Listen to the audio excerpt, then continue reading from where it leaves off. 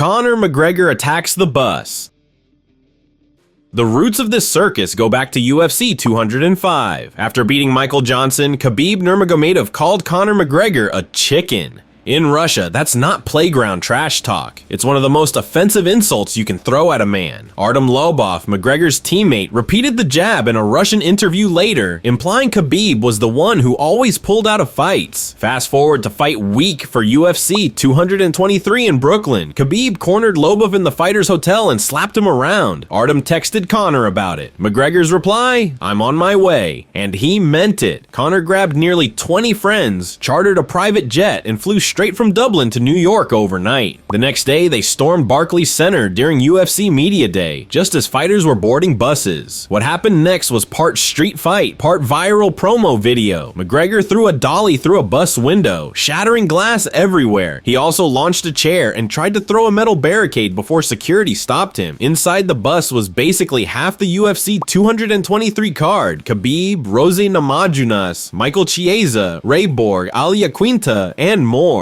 Chiesa was cut by glass and pulled from his fight with Anthony Pettis. Borg got shards in his cornea and was also scratched from his bout with Brandon Moreno. Namajunas admitted she was so shaken she nearly withdrew from her title defense against Joanna Jedrzejczyk. Artem Lobov was removed from the card as punishment just for being there.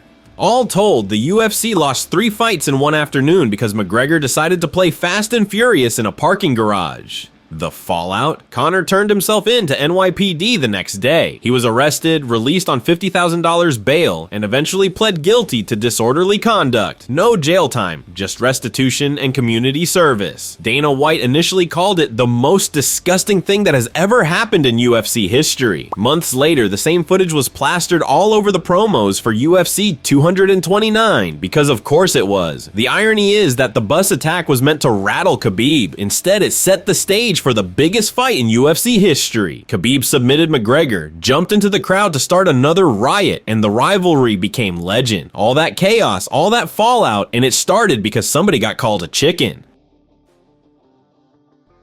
Charles Crazy Horse Bennett versus Shoot Box.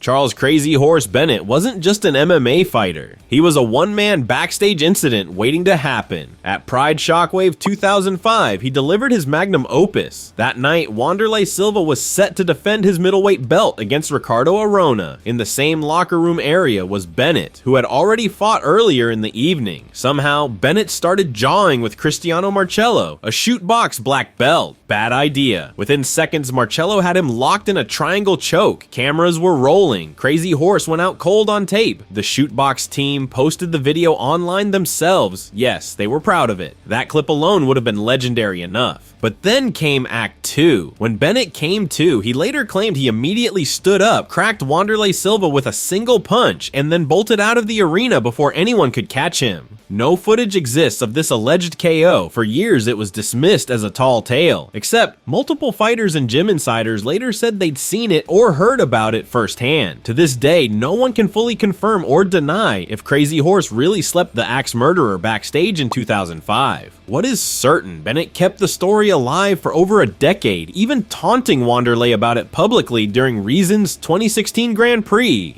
That led to another almost altercation between the two in Japan, proving that whatever happened in 2005 still had legs a decade later. So what do we have? A man triangle choked unconscious on camera, a possible KO of one of the scariest fighters in MMA history off camera, and a myth that refuses to die. Jorge Masvidal serves Leon Edwards a 3-piece and a soda.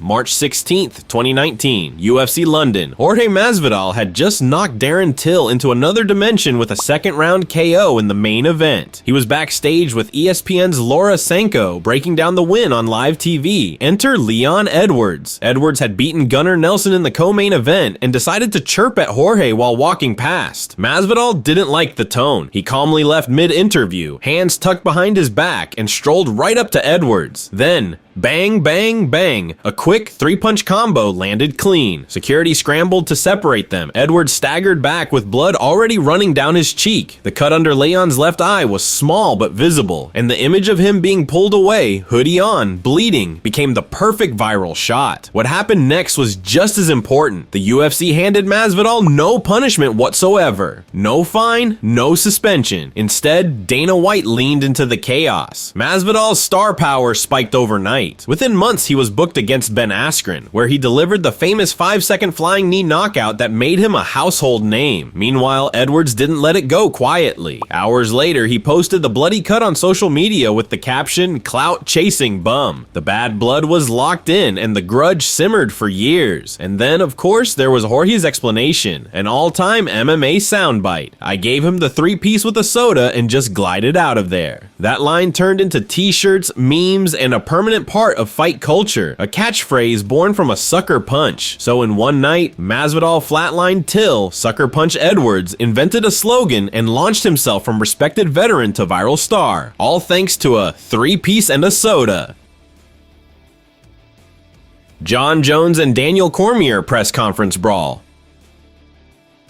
The setup was simple. UFC 178 press conference in Las Vegas. Jon Jones and Daniel Cormier squaring off for photos, the UFC backdrop behind them, a few reporters in the crowd, standard promotional stuff. Then it turned into a train wreck. Jones pressed his forehead into Cormier's. DC responded with a firm hand to the throat, shoving the champ back. Jones lunged forward with a two-handed shove, and suddenly both men were off the stage. The UFC banner collapsed, and PR man Dave Schaller got ragdolled in the middle like a referee in a WE match. Daniel Cormier even chucked his stool across the stage before security dragged him back. The footage hit the internet instantly and exploded. ESPN ran it on loop. Sports outlets everywhere picked it up. The UFC publicly scolded them, but privately. They plastered it all over the UFC 178 promos because nothing sells like chaos. Then came the real gem, the ESPN hot mic. Later that day, Jones and Cormier were interviewed live on SportsCenter. When the broadcast cut to commercial, the cameras stopped, but the microphone stayed live for a few seconds. Viewers heard Jones calmly ask, "Hey pussy, are you still there?" DC, "I'm right here." Jones, "I'm gonna kill you." The clip leaked instantly, adding another log to the fire. The Nevada Commission fined Jones $50,000 and ordered 40 hours of community service. Cormier got hit for $9,000. The message was clear. Jones had been the bigger wrecking ball. By the time UFC 182 rolled around, the brawl had turned what was already a heated rivalry into a blood feud. Jones won by decision, but the hatred kept simmering. They fought again in 2017, with Jones knocking DC out before the result was overturned for a failed drug test. Years later, Cormier admitted the press conference was the dumbest thing ever, but even he had to admit it. That brawl sold their fight better than anything else could have.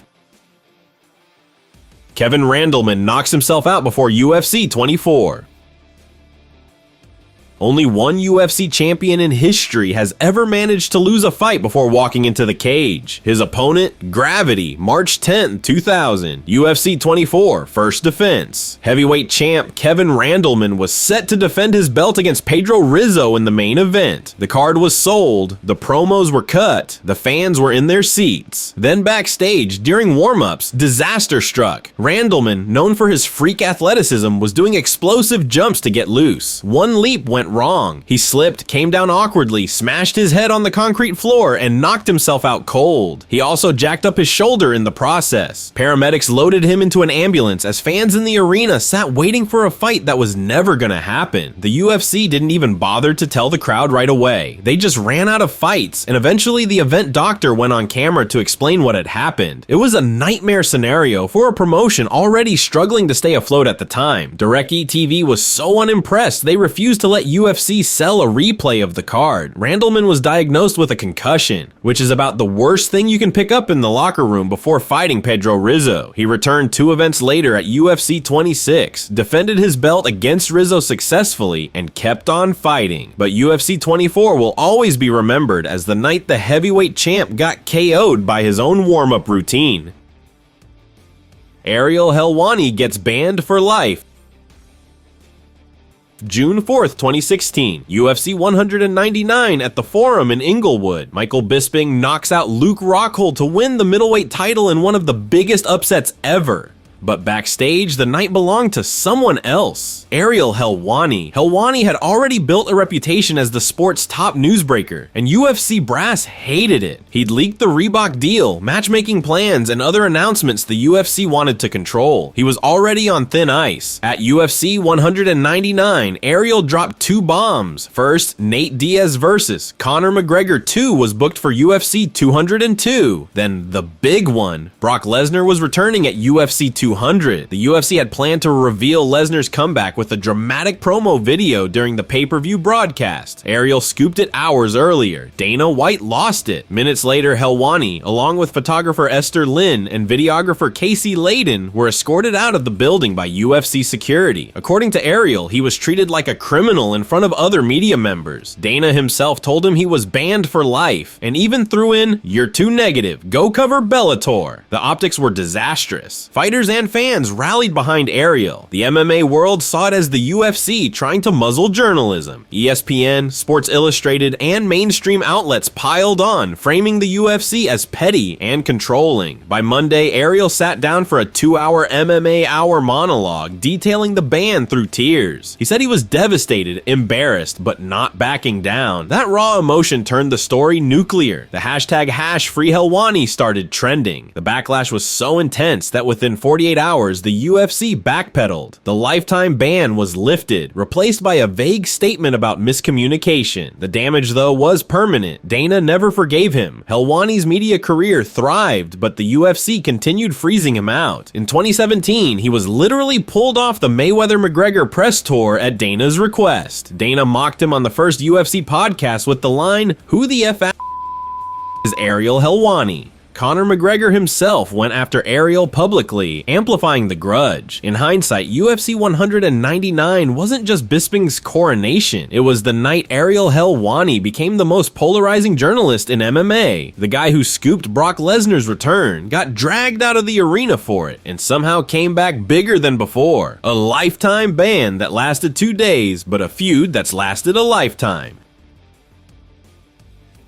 Nate Diaz throws bottles at Conor McGregor.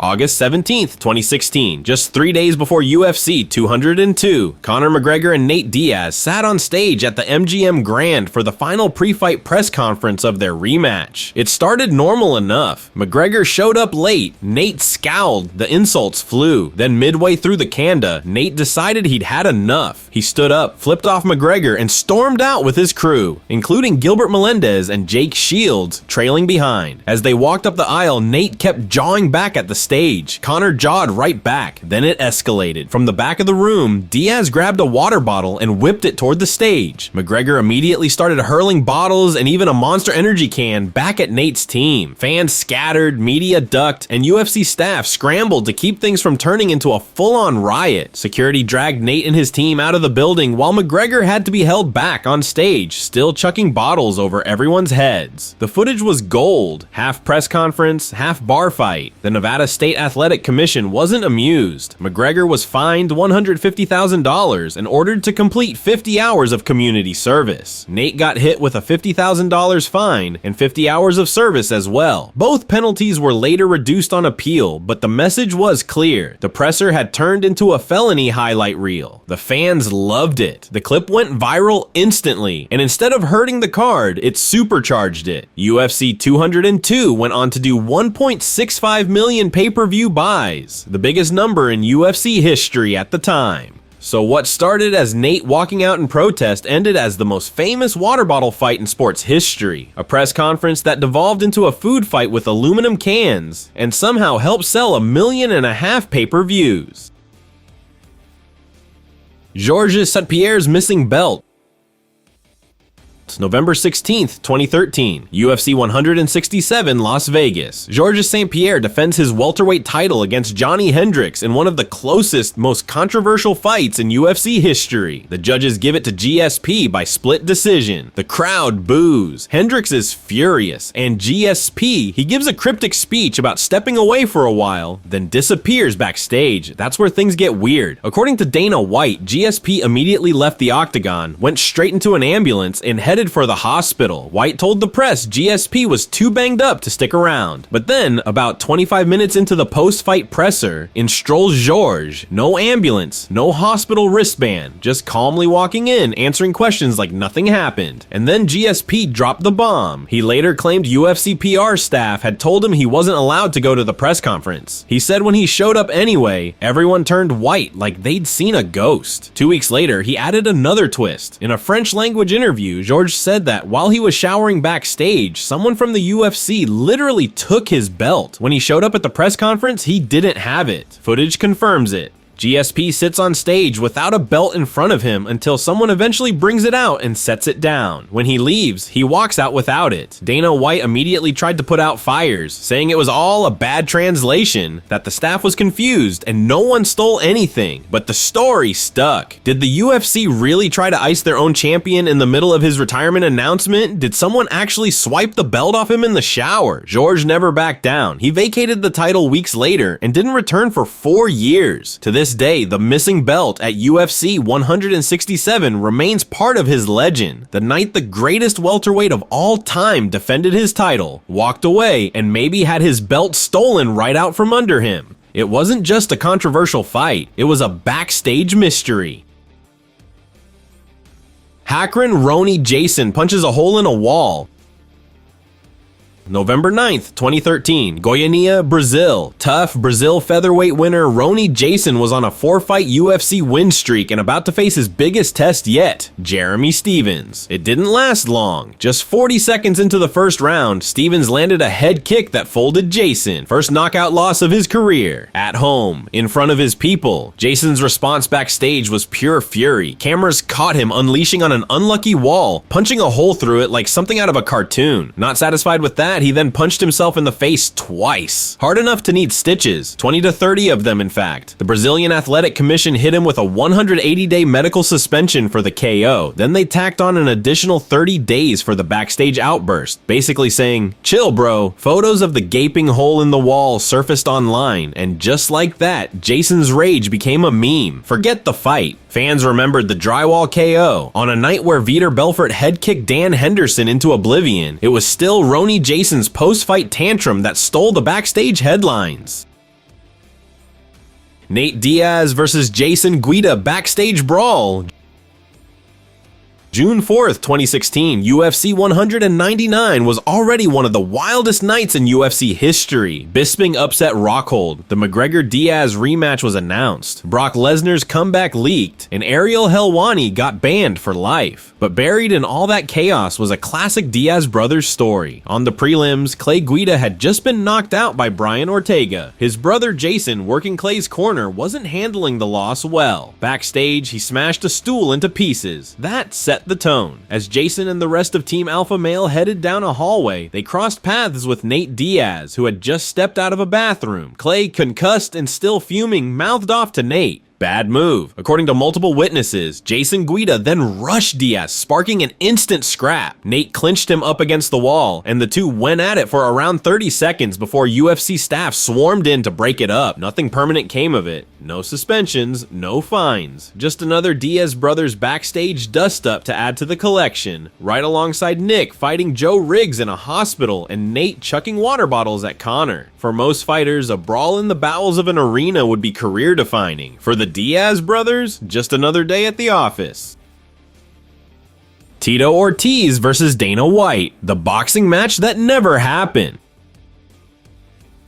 By 2007, Tito Ortiz and Dana White hated each other's guts. Their history went way back. Dana had managed Tito in the late 90s before taking over the UFC. Now he was Tito's boss, and every contract negotiation turned into a fistfight with words. Eventually, they decided to skip the words. They agreed to a boxing match. For real. This wasn't just bar talk either. Dana White went through the Nevada State Athletic Commission, passed his medicals, and got an actual pro boxing license. Tito signed on too. Spike TV saw dollar signs and started filming a 3-part documentary called Bad Blood. Dana took it seriously. He hired legit trainers, put in full camps, sparred hard rounds, and on camera, he actually looked sharp. Tito trained too, but not with the same intensity. Depending on who you ask, he was half-assing it or just playing mind games. To make it even weirder, Tito's arch rival Chuck Liddell was lined up to referee the fight. Yes, Chuck, the guy who had battered Tito twice inside the octagons, was supposed to be the third man in the ring.